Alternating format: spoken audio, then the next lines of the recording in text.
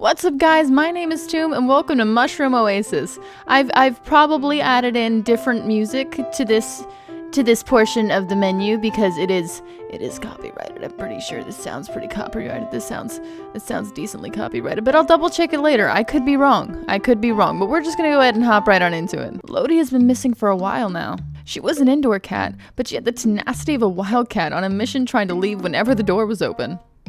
Catios? I'm gonna assume you missed it. Is that cautious? I don't know what that word means if it's a word. Catios. Hold on a minute. Is that a word? Oh, it's like a giant cat kennel. A cat palace.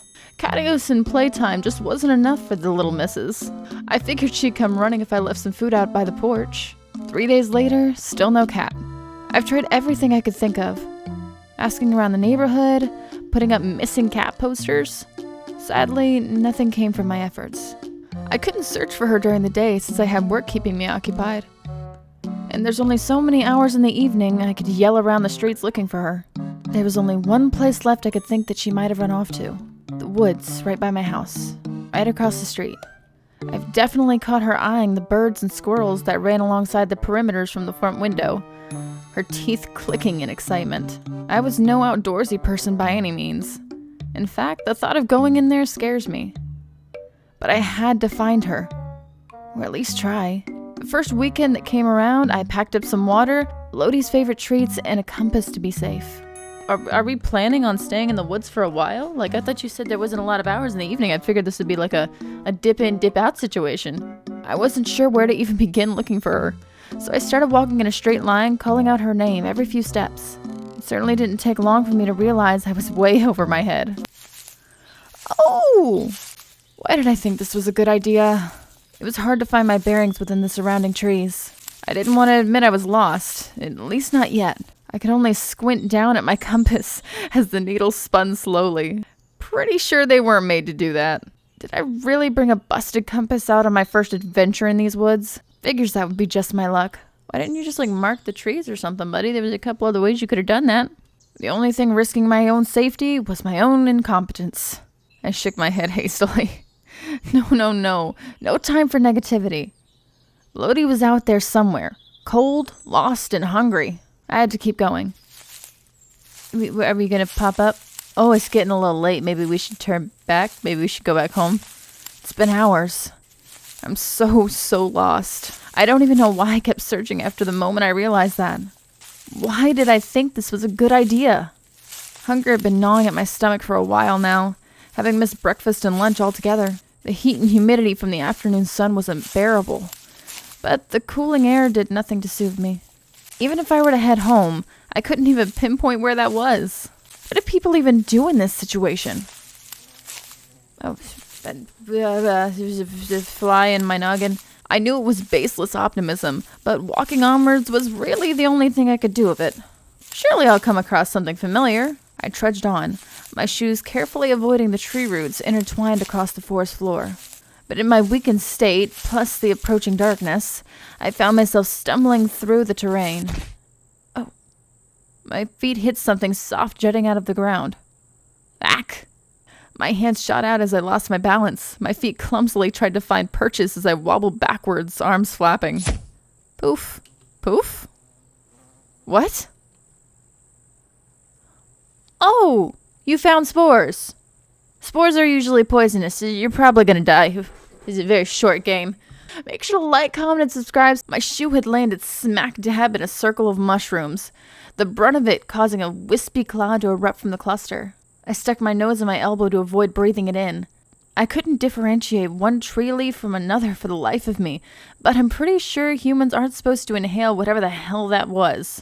It smelled strongly of rotten wood and wet dirt, even as it cleared. Something shiny quickly caught my attention. I stooped down to pick it up, gasping under my breath.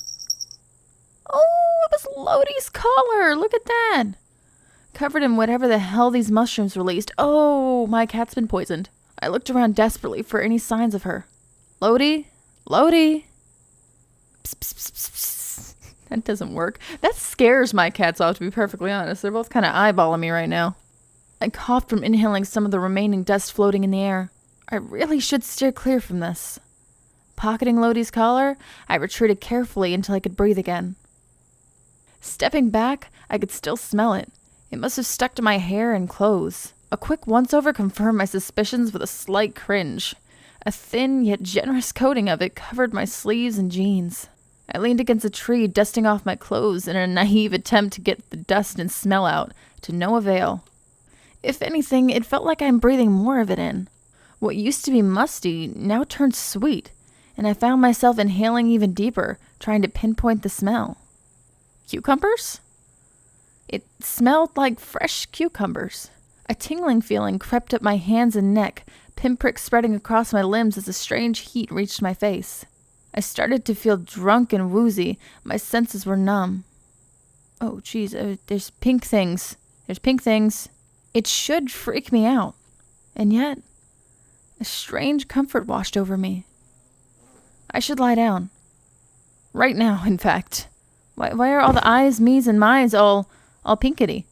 Why are they all pinkety? My legs gave out from underneath me, my body toppling over at an awkward angle. I laid there and stared and stared and stared. It was nice here. A peaceful calm. The perfect place for a nap, even. My eyes grew heavy as I swum in and out of consciousness. Yeah, a nap sounds really good about now. Oh yeah, no, just sleep in the woods. I'm sure that's perfectly safe. I wouldn't worry about it. Oh no. Sorry this happened to you, little guy. By the will of the forest, may you rest in peace. Am I the little guy? Who's the little guy? Huh? Wait. A human? I'm not a little guy. I'm a human. How dare you? How do you end up all the way out here? Still breathing, too. Ah, geez, I can't leave you here. What should I do? I woke with a jolt. It was warm, but comfortably so. I could even feel the weight of a blanket on me as I tried to sit up. I couldn't. I couldn't move my body. Oh, were we poisoned? Do you have my cat? My fingers twitched uselessly at my sides as my eyes darted around in a panic. Glancing about, I could see the interior of a cabin, or at least the ceiling of one. I couldn't see much past the corner of my eyes. Where was I? How did I get here? A desperate feeling rose in my chest. I had to leave. Right now. This was wrong, wrong, wrong. I wasn't meant to be here. Oh, no. I could hear the crackling of a fire nearby, likely the source of warmth I had felt waking up. I could also hear footsteps approaching. Oh, I gotta decide. You know what? I feel like the pretend to be asleep situation would probably be better, just so we can get a bearing on what exactly is going on. And maybe he'll untie us. If he's gonna eat us, he has to untie us. He can't just roast us on the bed. That just wouldn't make sense. I shut my eyes quickly, hoping they hadn't noticed. I slowed down my breathing, willing my face muscles to stay still. From beside me, someone chuckled softly. They know I'm awake. Oh, come on now, Firefly. I can sense you're awake. Let me see you. Oh, Jeebus. Hi. Are you a goblin or a... 'Cause you got 2 ears and a horn? We're gonna call that a horn. I fluttered my eyelids, straining to look at the person approaching. My eyes widened as I looked at their appearance, the protrusions from their forehead catching my attention. Okay, so it is a protrusion. It's not just a hat. Not to mention the green skin. The stranger didn't sense my unease as they heaved a sigh of relief. You're awake. That's good. Very, very good. How are you feeling? I blinked. Oh. Sorry, I forgot about that. Here. The person held a cup to my lips, a strong, sweet smell coming from the rim. A gentle hand grabbed my chin to open my mouth. I couldn't even move to resist. Oh, great, we're being drugged. That's great. It's great. We were poisoned by mushrooms, and now we're being drugged in a bed. This is just a great day. Don't worry, it'll help you feel better. I promise. Drink up. So who was the little guy you found, though, by the way? If we could just loop back around to that. Was that me, or do you have my cat? As the liquid hit my tongue, all I could feel was a vague sense of heat. As I kept drinking, the taste and texture returned, the sweetness of berries and chamomile coating my taste buds. I could even detect a hint of mint. Oh, it's a good blend. I lifted my head finally, hands fisting at my sides as I propped myself on my elbows. The person kept a steady hand on my chin, careful not to pour too much in case I choked. I finished every last drop, wiping my mouth with the back of my hand. I stared at my fingers, realizing I had full autonomy over my body again. Oh, it's a mushroom goblin. Good as new. Now, how are you feeling? Better, thank you. The stranger laughed. Oh, I like the way you sound. Been ages since I talked to anyone, much less with a voice as nice as yours. I brushed off their strange compliment, finally looking around the cabin properly. It was a simple room filled with sparse furniture, perfect for someone living alone. An open archway to the right led to what I assumed to be the kitchen. Across from it, a door was closed shut. Possibly the bathroom? Taking it in, there was a common theme of knitted decorations strewn about. Any available surface had patterned knitted tablecloths covering it. It's not true. That's not true. Surface. Surface. Surface. Surface. Oh, well, he is covered in knitted things. Never mind. He even knitted his hair. Would you look at that? From what I could peek into the kitchen, the same could be said for the kitchen utensils. That is not betrayed. That is not. That counter is bare. I see no knit. An unfinished project laid beside the bedside table where I sat, a pair of knitting needles jutting out of a pile of yarn from a small basket. As far as I could tell, it looked like the beginnings of a green scarf. The stranger was comfortable in staying silent, observing me as I looked around. Oh, he took his little hat off. Though with their hat off, the horns and ears were impossible to ignore. Also, he's got two. He's got little mushroom horns. They tossed their hat onto the bed, scruffing their hair and making it even messier. Sorry, but what are you? Huh? Oh, I didn't introduce myself, did I? Hiya, I'm Michael, with a Y. Yeah, sure, man. I shook my head. No, I meant that, Michael stared at me, their left ear twitching. You look very... He snorted. Ugly? Off-putting? Your tongue is blue, man. That's actually pretty cool. No! Just different. Different, huh? You're just being nice. Well, then explain yourself. I mean, that's kind of rude, isn't it? I pinched the bridge of my nose, exhaling slowly. I'm just... Sorry. It's been a long day is all. I should be thanking you. If it helps, it's a skin condition. Is that what you humans call them? The way you said humans make me think there's a little bit more to it. The way he said it didn't sound confident. Well, at least that tomb and this tomb are on the same page. And the ears? Genetics? Right. And I assume the little, I waved vaguely at his horns. Antenna? Those things are just cosplay to complete the look. Would that make my argument more convincing? I squinted. Maybe? Then yeah, it's cosplay. Still doesn't explain everything. Michael huffed a nervous laugh. Listen, I'm just a guy living by myself in the woods. Why did it get staticky? You don't need to worry yourself further than that, okay? Something in his tone compelled you to not question his existence anymore. He's just some guy, living in the woods. Completely normal. Right. Completely normal. I'm Toom. Michael beams. Nice to meet you, Toom. I fiddled with the blanket as Michael scooted closer from the edge of the bed. I know I already asked, but how are you feeling? Any aches, sores, nausea? Intrusive thoughts, weird impulses, fever maybe? He placed his hands on my forehead before I could react. I couldn't even react to whatever that text said. His hands were calloused, quickly retracting as he gave a thoughtful hum. You seem to be lucid. That's a good sign. Great. I was about to comment on his strange features when they reminded me of a cat's. My cat? Oh, shoot.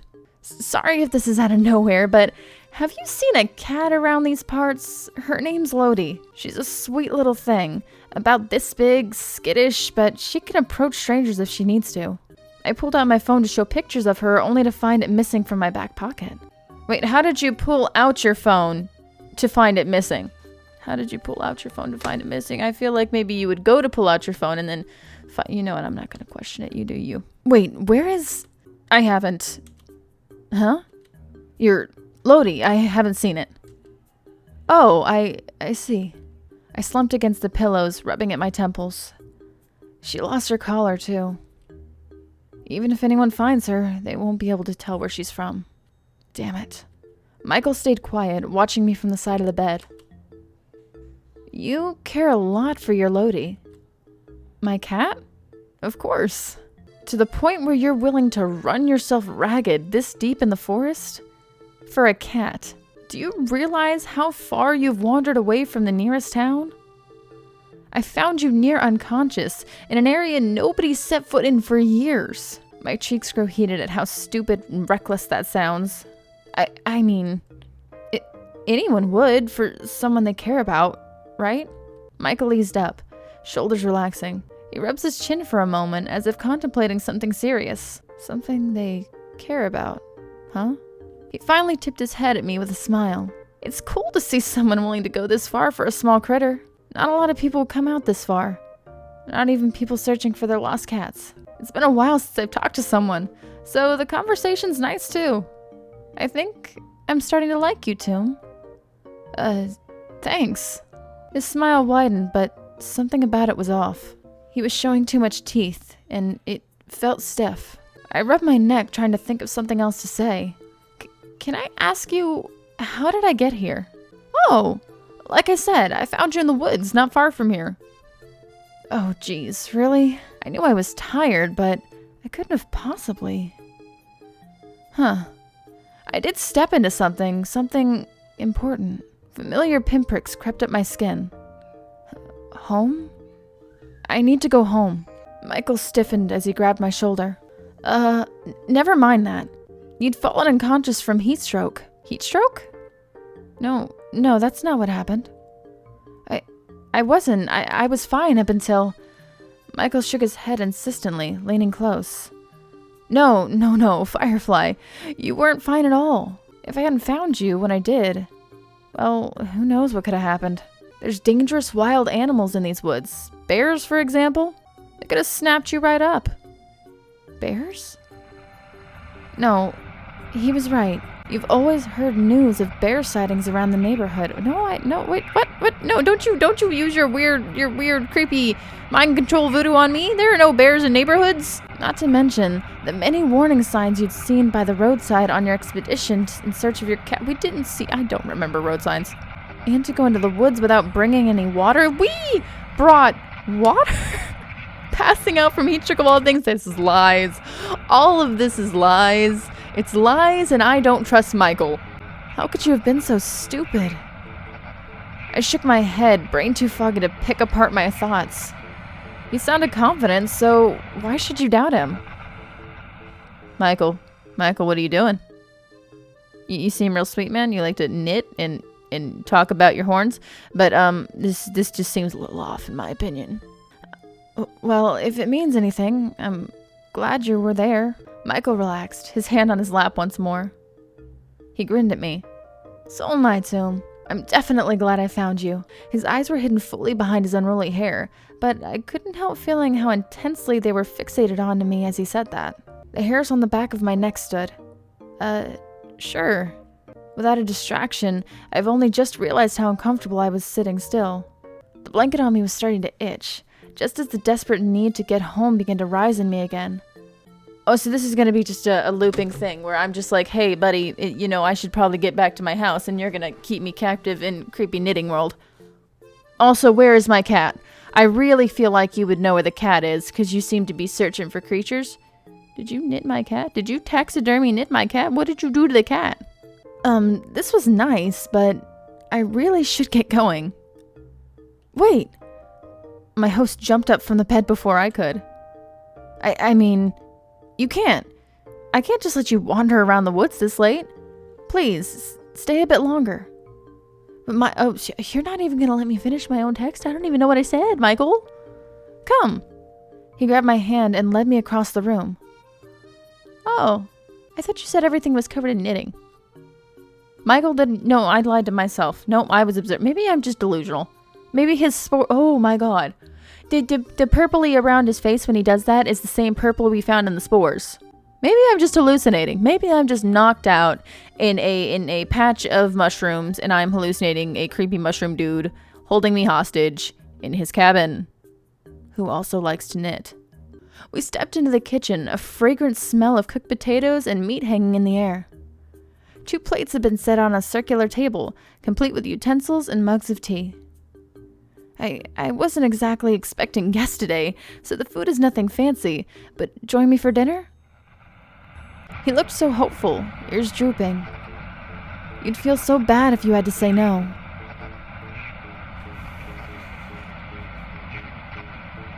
I want to say no so bad. I want to say no so bad. Does he get angry? Can I make him angry? I want to say no. But what if that just ends it? I don't want to end the story. Listen, dude, I gotta go home. I ignored the pleading voice in the back of my head, stealing my resolve.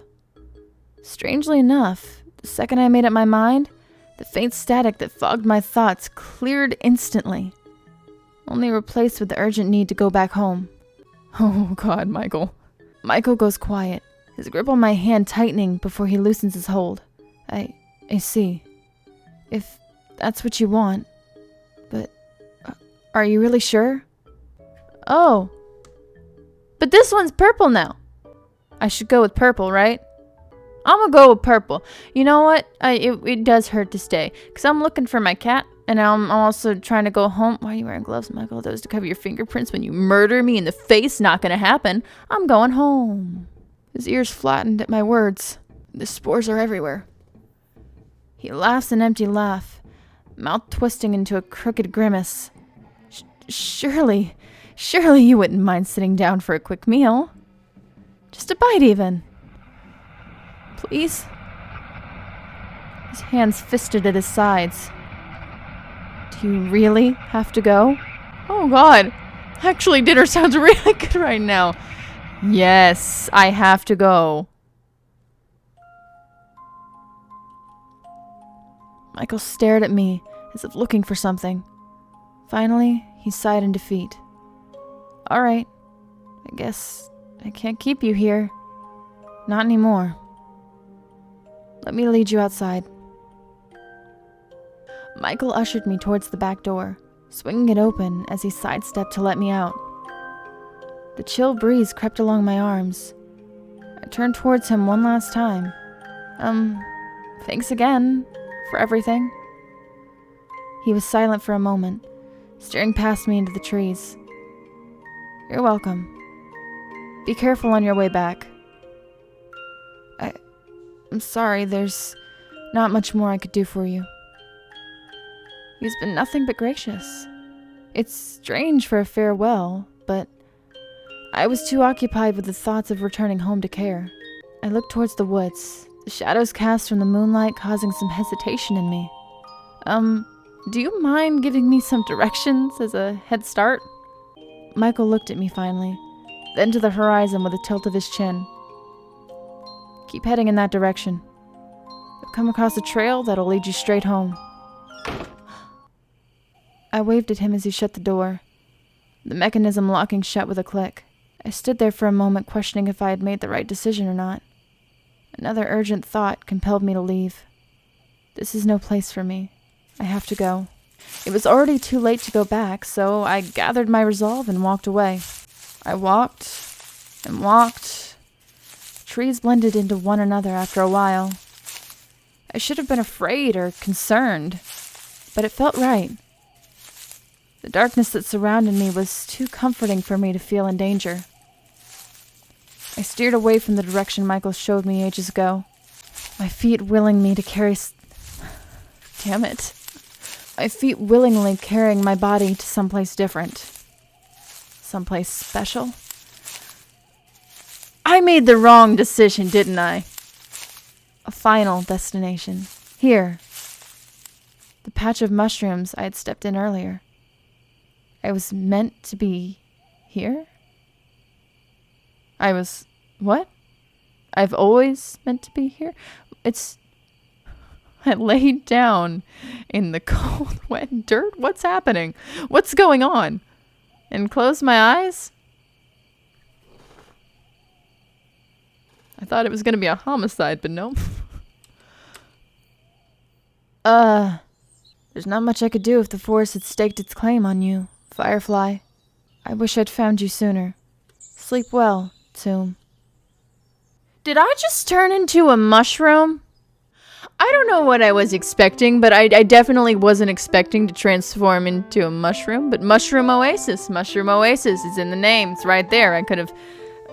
I don't think I could have predicted that. All right, well, this was ending one of several, I'm guessing. So I'm probably just gonna roll right through to the next one. But you aren't.